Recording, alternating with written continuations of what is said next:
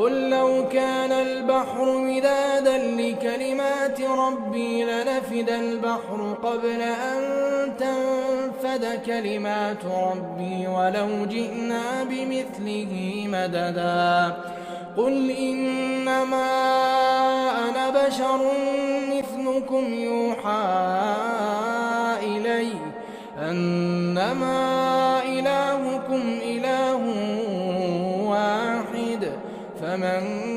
كان يرجو لقاء ربه فليعمل عملا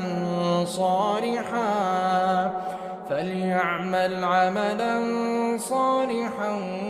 ولا يشرك بعبادة ربه